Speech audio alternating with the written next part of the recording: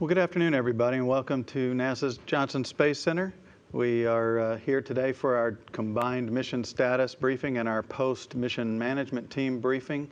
Joining us today is Brian Lunny. He is Space Shuttle Discovery's lead flight director throughout the mission of the orbiter to the International Space Station. And also joining us is Leroy Kane. He's the deputy manager of the Space Shuttle program, and he's also the chair of the mission management team as well. We'll hear from both gentlemen, and then we'll take questions here and at other NASA centers. And with that, I'll turn it over to Brian. Okay, thank you, Kyle. I'll just start off with a quick summary of some of the things that went on today on orbit and how the crew is doing. The crew woke up just before 6 o'clock Houston time, and they were doing a great job up there. Listening to them, they sound like they're having a really good time as well. Things are perking along just as we would all hope. From an activity standpoint, this morning we went and performed our second rendezvous phasing burn, and that was about a 10 foot per second right ohms burn. That is just setting us up for a rendezvous tomorrow. Tonight we'll do one more of those rendezvous phasing burns. That one's a little bit smaller at about 6 feet per second. Currently we're phasing in on the International Space Station. We're about 7,600 nautical miles behind the ISS, and of course we'll get there tomorrow. For today, Steve Lindsay, Eric Bowe, and Al Drew, they performed the Flight Day 2 inspection. They've completed so far the starboard and the nose cap surveys, and we're working on the port survey when I came over here. All is going really well. The systems are behaving just fine with that, and we expect to get that all wrapped up shortly and get the orbiter boom sensor system put away for tonight and all ready for docking tomorrow. During this time period, the other folks, Steve Bowen, Mike Barrett, and Nicole Stott, they continue to configure Discovery for orbit ops by setting up the ergometer, the little bicycle that they use for exercise. They activated the National Laboratory Program samples. They were taking some orbit photos and some surveys for us with photos, and they're checking out their spacesuits for their spacewalks on Flight Days 5 and Flight Day 7.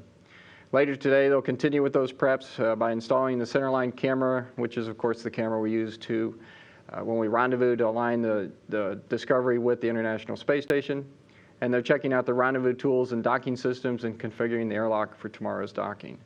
All in all those activities, everything's going really well on board. The plan is in good shape, and the crew's executing it quite well. Discovery, from a system standpoint, is doing fantastic. The vehicle's in great shape. I don't even have any notable anomalies to talk to you about, so everything's going well there, and we're ready for our rendezvous tomorrow. So that's all I got. Leroy. Okay, great, thank you. Well, good afternoon. It's great to be here with you today. It's always really good to be back on orbit. I think in this case, it's especially prideful for us. I think a couple of reasons for that, not the least of which is no doubt that this is a big milestone for Discovery and for the shuttle team as a whole. And so it's great to see her back in orbit and performing the way she is.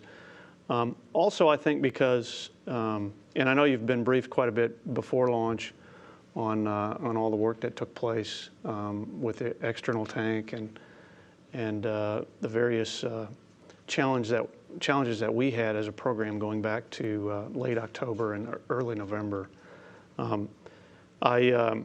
I know some of those briefings went into some great detail on the work that the team performed and what was necessary to get us back to a flying condition again. I don't think in those forums or in this one I can really do justice in terms of what I want to say about the team's effort in that regard. As a shuttle program management team, I can tell you that we couldn't be more proud of what the team was able to accomplish.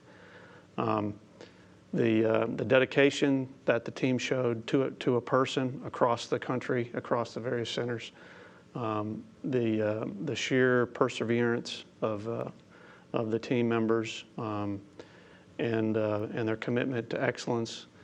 We've seen this kind of thing as we've tackled other problems going through the program, and in this case, I think it was extra special because we had some other challenges that we haven't faced before in the program, and to include a smaller workforce and some pressures on folks both in their personal and professional life that we probably didn't face before.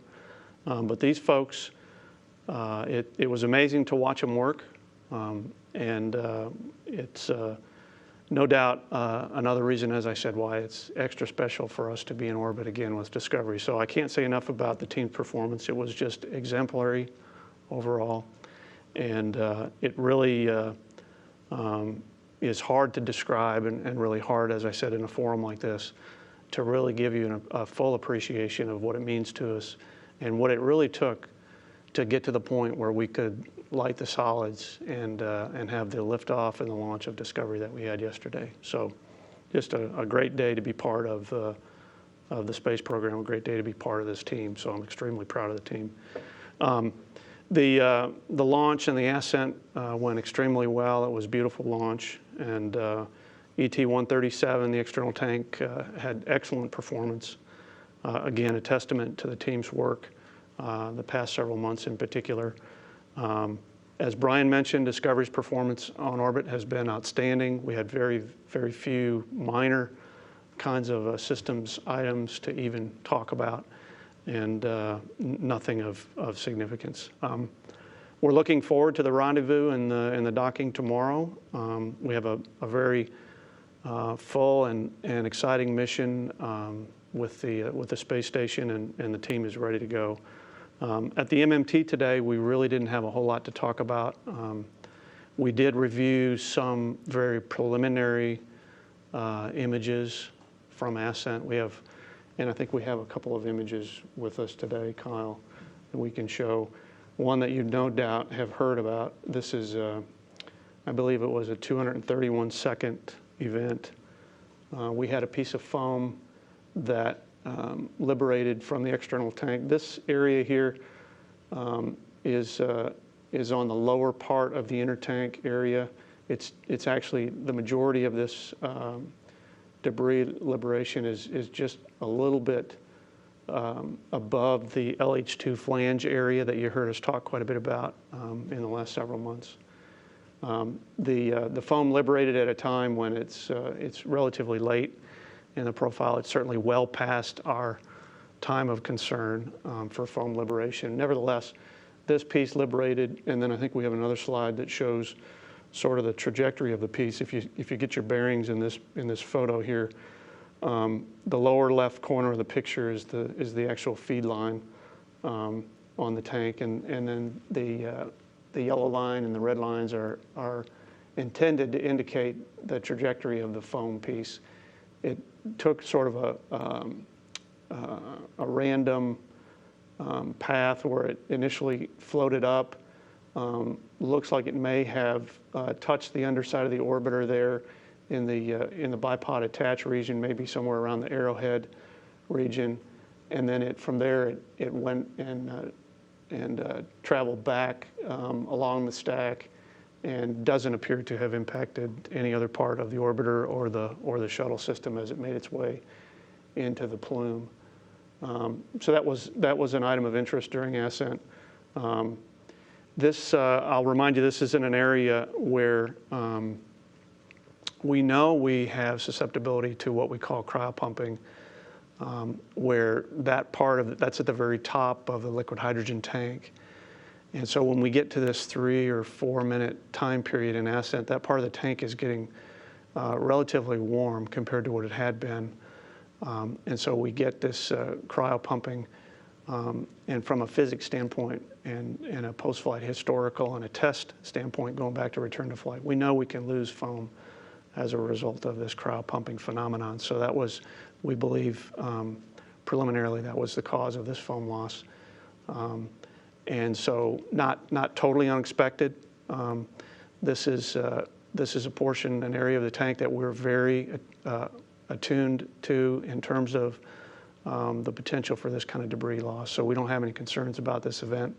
Obviously, we'll do our normal vehicle inspections, and in fact, they are ongoing today and tomorrow as we approach the space station, and we'll do all of our normal inspection work to make sure that the vehicle is okay. But that was one foam event that I thought we would show you today.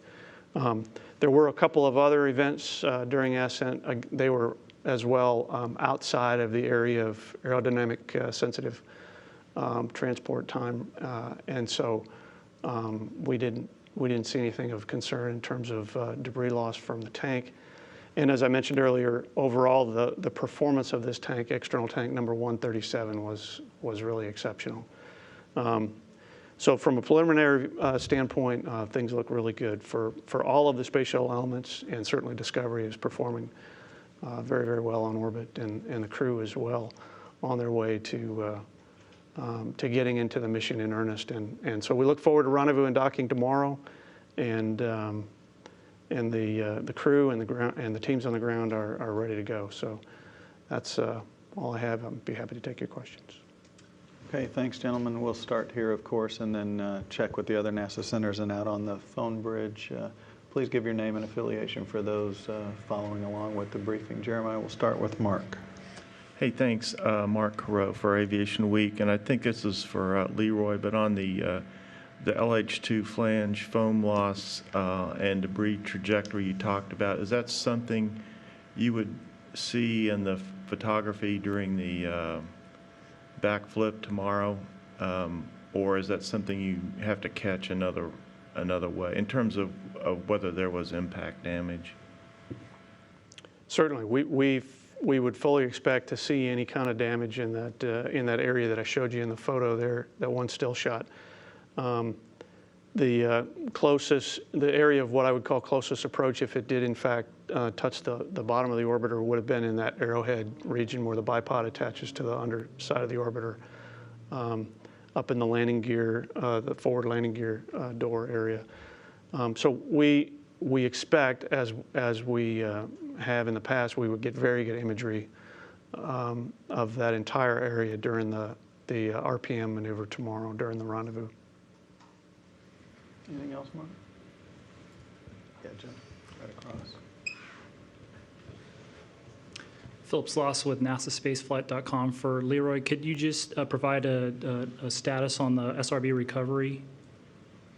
SRB recovery is on track as the same schedule as it was before we launched. So I think tomorrow we'll get a preliminary briefing, and they'll give us a good indication of when we expect to have the boosters in tow and in the port, in fact.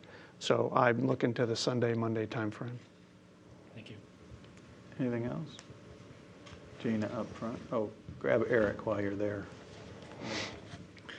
Eric Berger with the Houston Chronicle. Leroy, if you could kind of go over the status of the last two tanks for 134 and 135.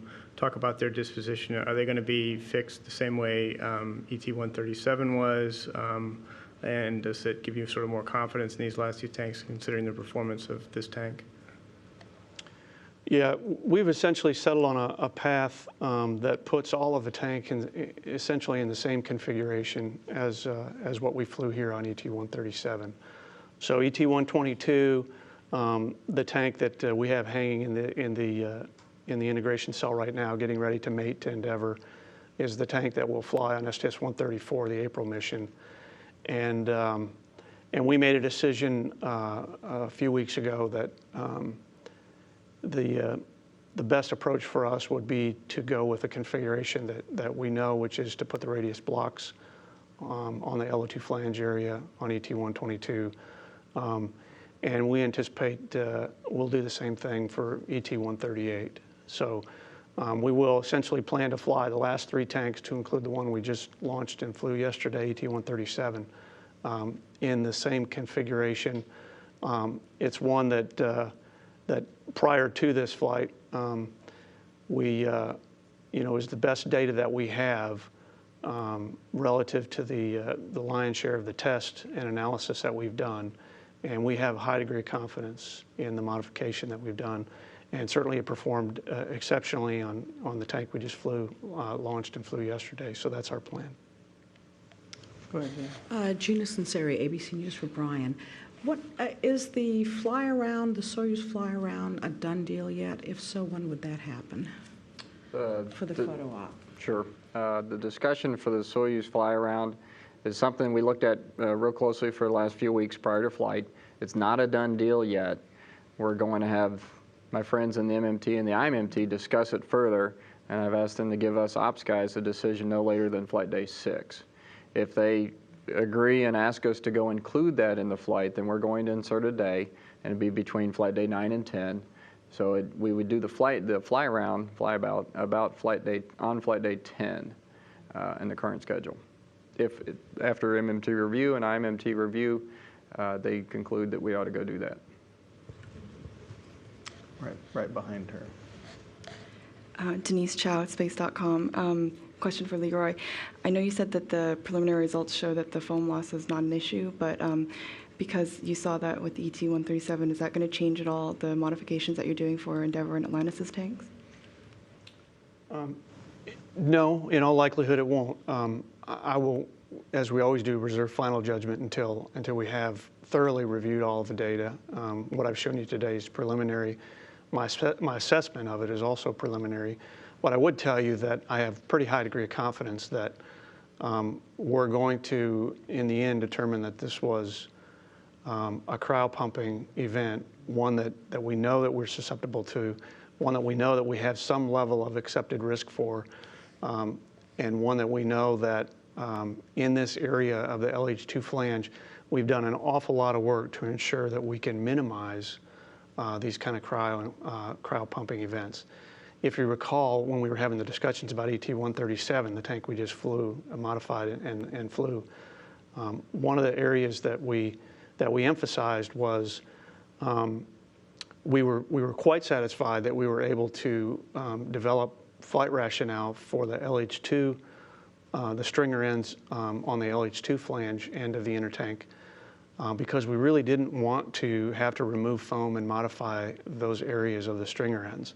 And part of the reason for that is because we have some very special processes that are done at the manufacturing plant where the LH2 flange closeout is concerned. The way we put the foam on, the methods and the techniques that we used for putting that foam on, you'll recall that we did a lot of analytical work and a lot of testing in the return to flight time frame to wind up with the design and the implementation of that LH2 flange area that we fly today. And we really didn't want to disturb that because we know that we have some susceptibility with the cryo pumping in that area. So I do not anticipate that what we've seen in terms of performance on this tank would cause us to want to do anything different in the area of the LH2 flange on the upcoming two tanks. That's preliminarily. In fact, I would say, contrary to that, I think we'll look at the performance of this tank once all the data is in, and it will confirm what we think today, which is that it performed exceptionally, and it reinforces the modifications that we did on the LOX, the LO2 flange area. And so I think it'll reinforce the flight rationale that we established to go fly this mission. Robert. Hi, Robert Perlman with collectspace.com for Brian. Can you just give a preview of tomorrow's docking activities and talk a little bit about the Dragon Eye DTO that will be performed during that, as well as on the subject of visiting vehicles, if there's anything different about this docking, given that you do have HDV and ATV already there? Okay. For tomorrow, the crew will wake up like any other day, and we're going to pick up with our what we call our Group P power up. We'll power up all the a couple extra computers and some other components on the vehicle to get ready to go execute the docking. And then we have 2 big burns planned, an altitude raising burn, then another phasing burn, and then followed about a rev later by the TI burn, the terminal initiation burn for the rendezvous. As far as the rendezvous itself, it's a pretty straightforward rendezvous like many we have accomplished in the past. No special tasks or things going on for that. The vehicle's in great shape, the crew's in great shape, so nothing extra special there. As far as Dragon Eye, it's a DTO we have on board. It's a box that sits by the orbiter docking system out in the payload bay. And the only interface we have with is a power switch, pretty much. We turn it on prior to we begin the rendezvous, and we turn it off once we get docked. And our insight and interface with it is limited. So hopefully we'll get to see the data, how it performs later as an agency, as a spaceflight community. But as far as during this flight, it's not going to do anything for us. We'll just power it on and power it off when we get done. So as far as the rendezvous, everything's nominal, and we expect everything to go just fine. And as far as anything different, because HTV and ATV are there, no, not really. We have them in our visuals. We see that they're there, and we're going to fly in. We did talk about powering on one of the cameras on the exposed facility on the Japanese side, and they may choose to do that and get some good video of the orbiter as it's approaching.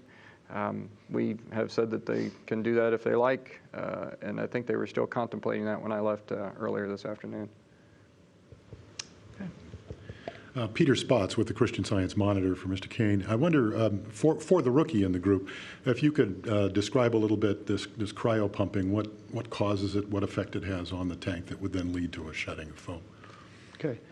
Yeah, on the probably the most basic level from a physics level understanding, the air pockets in the system, that area of the tank is very cold before we launch. The tank is filled essentially up to nearly the top where that flange area is. So that whole surrounding area is very cold, to include the back face of the tank structure and the flange, and therefore the necessity of the insulation and the foam. As we proceed through launch and ascent, we use up that fuel at a pretty rapid pace, so the fuel level goes down in the tank.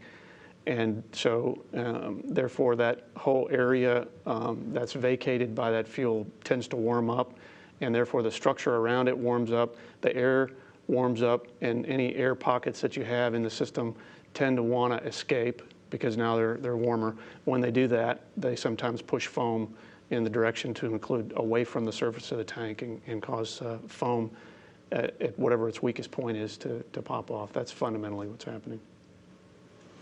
Okay, let's go and take some questions down at the Kennedy Space Center, the launch site in Florida. Hello, this is Marcia Dunn of the Associated Press. Leroy, I have a couple foam questions, please. The chart that you showed had impact 1, 2, and 3, and I didn't know if those were 3 different pieces of foam potentially hitting at 3 different locations, or whether that was you just mentioned the one impact, so that's why I'm unclear. Okay. Maybe I'll ask we put the slide back up and we can talk to it a little bit.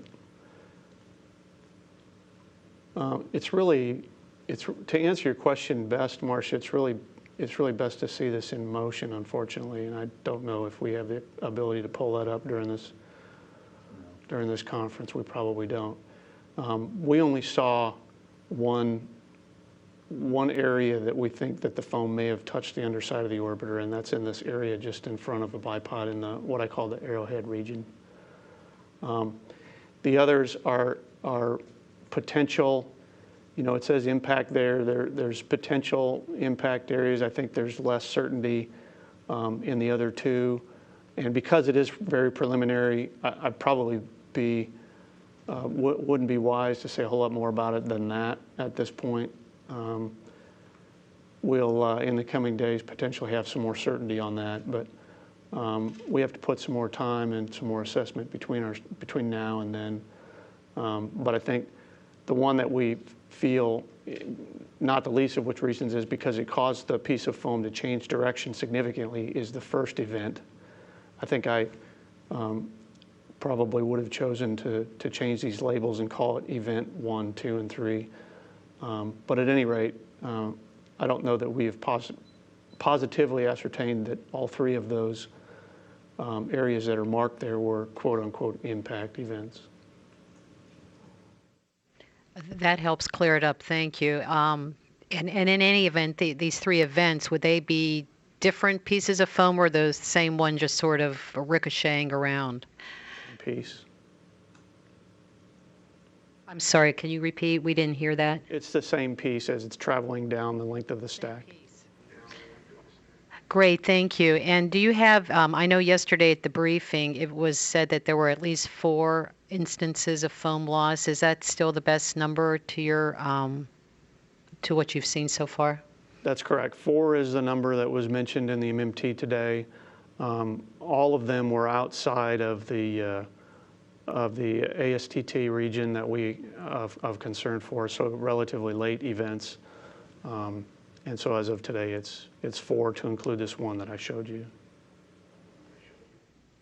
And when you say 4, I'm taking that to mean 4 detectable pieces of foam that came off, or 4 events with multiple little pieces coming off. Could you clarify? And what was the biggest size that you think did come off of all the pieces?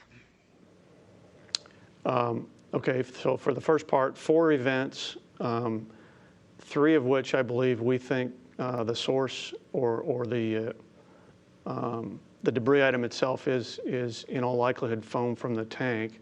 I think there's a 4th event that we haven't been able to ascertain the source of it, and are not sure that it's tank foam. And again, all these items we'll have more on as we go throughout the course of the mission. This is all very preliminary, but and then so those are separate and would be, we believe, based on what we know today, they would be separate events, separate sources of foam, if you will. I don't have a size, a dimension yet on the largest. I think the largest would be this 231-second event. I just don't, the guys just haven't given me dimensionally what size it is yet. Okay, that's all from Florida. Let's see, I've got a couple of folks on the phone bridge. First up, James Dean with Florida Today. Thank you very much. Leroy, just very quickly following up on what you just said, if the debris wasn't foam, would that be much more of a concern, even if it wasn't something that would have struck the shuttle with great velocity? I mean, what could it have been otherwise? It could be any number of things. It would be pure speculation for me to say at this point. So no, not a concern necessarily at all. Okay, and I just wanted to ask you that the inspection techniques Discovery pioneered after Columbia, and particularly with the respect to the backflip it'll do tomorrow. I just wondered if you could talk a little bit about what you've learned from these maneuvers since they were implemented, and how important they've been to program moving forward over these past 6+ years. Okay, sure. As you know, the suite of techniques and tools and inspection capability and analytical techniques, all of the work that we've done really in the return to flight and since return to flight, which we continue to evolve all the way up to including this mission, have been very, very important to us in terms of continuing to learn and understand the performance of this vehicle. So obviously the first few times we did some of those new procedures, the first few times we implemented some of those return to flight techniques to get inspection data, our learning curve was pretty steep, and we learned a lot about the performance of the vehicle. Along the way, as we continued to implement changes to the tank and we continued to tweak the system with our goal of minimizing the amount of debris, the amount of foam coming off the tank, if you will, the procedures and the techniques have been as important all the way along, because in some cases they were used to verify that we did in fact solve a problem or help mitigate a problem by some modification that we did to a foam application technique, or something more significant than that we did on the tank to remove some of the foam ramps and some of the larger modifications that we did. So those things were not only important for determining the health of the vehicle once we got in orbit, which was hugely important to us, of course, but they were also important as it relates to moving forward and being in a continuous learning environment. So they substantiate some of the things we did along the way, in addition to, for that very mission where we did that inspection, they gave us the ability to move forward knowing that we had a vehicle that was safe to continue the mission and to return for deorbit and entry. And so I would tell you it'd be very difficult to go back and more than a year or two and find missions in that succession going all the way back to return to flight where we haven't continued to learn because of the return to flight inspection and analytical techniques that we put in place. So it's been very, very important to us and allowed us really to move forward with our eyes open and to continue to evolve and improve the system. Thanks again, and just quickly following up on that again, just wonder if you and or Brian, remember the first backflip and could share any thoughts of seeing that unfold, and if that'll be on your mind as you're watching it tomorrow. Go ahead. Well, from my perspective, I'll be sitting on console, of course, watching the crew execute this activity.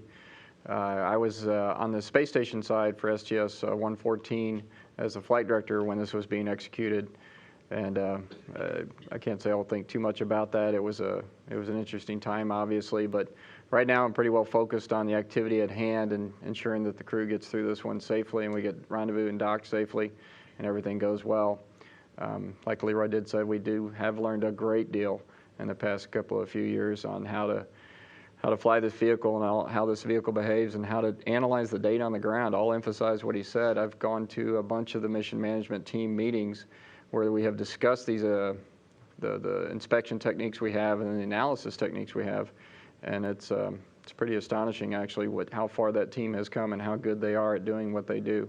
And I am impressed and amazed each time we get something for them to look at. I'm glad when we don't have something for them to look at, but when they do look at things, they do so in such a thorough and rigorous manner that it is very impressive. So we will do the rendezvous pitch maneuver tomorrow, and everything is going to go well, I expect. And we got the teams backing us up and helping us out when need be otherwise. Thank you. Okay, let's see. Irene, are you on the line? I am. Thanks very much. I just had a quick question about the Soyuz photo rendezvous, if that's approved. The Flight Day 9 schedule, the last one I saw, has the hatches being closed at the end of that day, and I'm assuming that you'd postpone that. Is that right? Yeah, that's a good assumption. If we insert this extra day to go do this activity, plus we would use the additional time to do additional outfitting of the PMM and also some stowage in the HTV. We had that idea in our minds going into this mission. We may need extra time or want to use extra time for those activities if everything else is going well. In addition, on that extra day on Flight Day 10, so on Flight Day 9, right, we would not close the hatch. We would insert Flight Day 10, and that would essentially, they'd do the flyabout in the morning, get redocked. We'd go do all those, the rest of the folks on board would be doing those other activities during this time period. And then we'd close the hatch the night of Flight Day 10, and then we'd undock the morning of Flight Day 11 and continue with the rest of the mission. Okay, thanks very much. Thanks, Irene. Okay, we're back here for any wrap-up. Peter, you have anything while Jeremiah's on your side? Okay, anybody over here other than Mark? I guess we'll let Mark wrap it up.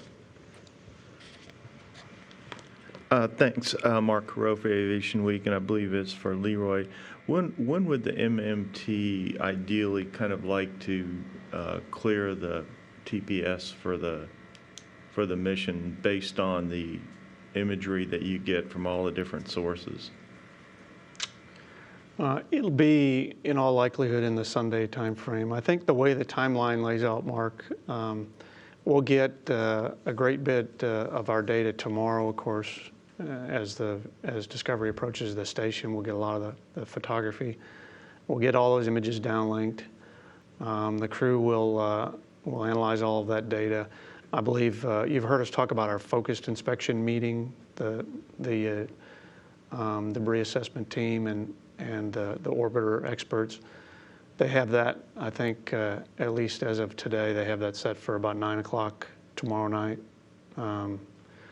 Saturday evening, so we expect to have the lion's share of the data in hand, at least to the point where they can make a recommendation as to whether or not there's an area that will require some more detail or some focused inspection, as it were.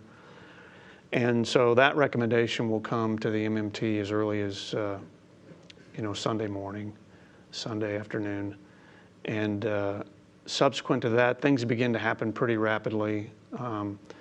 The remainder of the data comes in pretty quickly, and then the way it gets analyzed and it gets QA'd and it gets peer reviewed, it'll be in that Sunday, probably not later than Monday timeframe. I think as it relates to the Soyuz fly around that we're talking about, I'm going to want to have a pretty good understanding of the health of the vehicle before we commit to doing that from a shuttle standpoint, simply because selfishly, that +1 day, we have a lot of different ways we could use that. And obviously, if there were some thing that we wanted to look more closely at, we might need to use up part of that +1 for a focus inspection kind of opportunity. So I don't anticipate that. When I look at the performance going uphill, when I look at preliminarily how Discovery looks in orbit and the performance of the external tank, I absolutely don't expect that to be any issue. But in any case, we'll go through our normal process, and I expect that to wrap up in the Sunday, Monday timeframe, and then we'll make a decision on Monday, in all likelihood, about the Soyuz fly around in the MMT. And then as an MMT, IMMT integrated team, we'll make a final decision on Tuesday morning, is the way the timetable lays out now. Now that assumes everything that we have planned in the next 48 hours goes just as Brian has it laid out. And if it does, then that's kind of what you can expect. Thank you. Okay, well, that'll wrap up the questions. A couple of programming notes for you. Obviously, the crew goes to bed a little before 10 tonight Central Time. We'll begin showing the Flight Day 2 highlights at 10 o'clock and on the hour through the crew's sleep period, which ends with a wake-up call Saturday morning at 5:53 a.m. Central.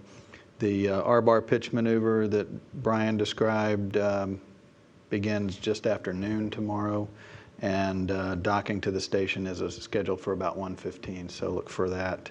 Hatches are open just after 3, and then the MMT meets beginning at 1 again tomorrow, and we'll be back here for another status briefing with you at 3:30 Central. Look for all of that on the NASA TV schedule. It's a living document. We update it frequently, so make sure you follow it out there on the web when you get a chance. So with that, we'll thank everybody for coming, and we'll head back to Mission Control and back to space. Thanks.